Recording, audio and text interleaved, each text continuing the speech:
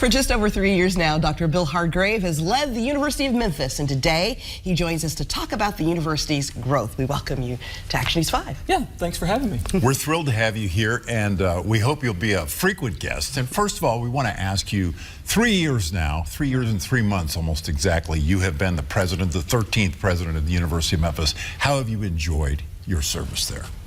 It's been fantastic. It's really exceeded my expectations, not only from what we've been able to do at the university, but just enjoying the city. My wife and I have just loved the place.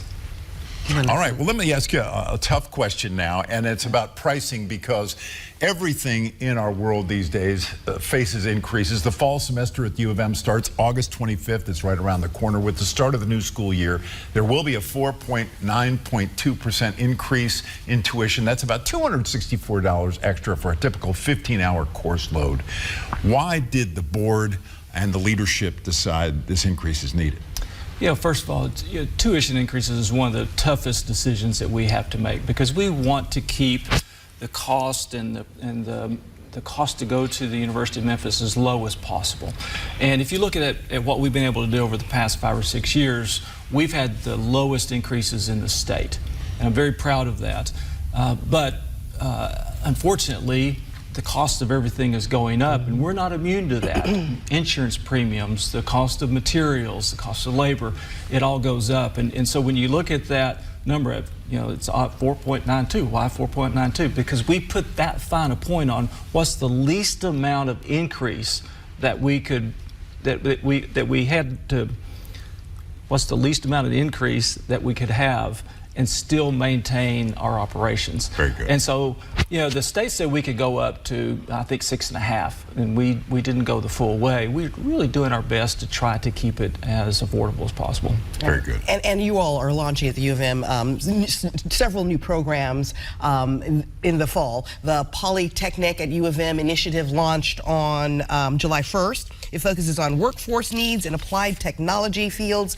How important do you think that type of initiative is to the city, to Memphis? Well, it's important to the city. It's important to the academic environment that we have. And, Polytechnic is a term that most people aren't aware of, but that's a term that's been around for over a century. Right. And it's really something that started in academia to mean workforce ready or applied. And, over time, we've separated into what are applied programs like our technical training centers or 2-year schools, and 4 years kind of went and did their own thing.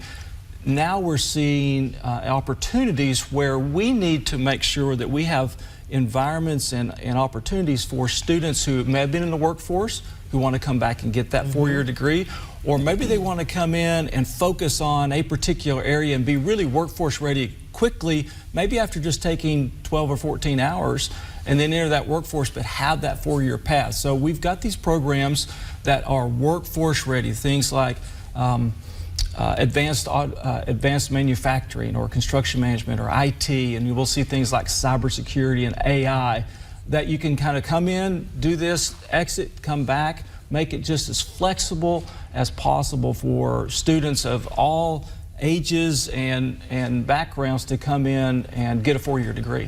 And that's the new reality in higher education. It is the new reality. There are so many competitors out there, online and elsewhere, in the hard, building like your campus. I mean, and so it's absolutely critical that you be agile and flexible in offering your opportunities to get schooled. All right. Here's an exciting thing happening on the Lambeth campus of the University of Memphis in fall 2026. A new doctor of physical therapy is going to launch up there. Explain why expanding that career path offered at the U of M is vital. Well, first of all, we've got this great campus over in Jackson, right, that we pulled in over a dozen years ago. And we have a great nursing program there. There's a huge healthcare hub in the state over there. And the state of Tennessee does not have enough physical therapists. There you go. Frankly, and we're one of the lowest, if not the lowest, ratio in the country, physical therapists to population. So it's much needed, and that's a great place for it. Again, it complements the things we're doing there. We're very excited. Those programs take a long time to set up. So we're really excited to get that thing launched next fall. Very good. Yeah, and it's going to be a great addition to not just that part of the state, but just the state as a whole. And also the University of Memphis was named an R1 institution by the Carnegie Classification of Institutions of Higher Education, making the U of M one of the 2 flagship public institutions in Tennessee. How does this status impact the university? You know, that's one of those things that most people, when they hear R1, what does that mean? Well, it is a classification based upon the amount of research you do, the doctoral students you put out, and the importance of it is once you get R1 status, it unlocks your access to federal dollars that you didn't have before. And if you put it in perspective, there's a little over 4,000 higher education institutions in the country. Right. This puts us in the top 4% in the country. Nice.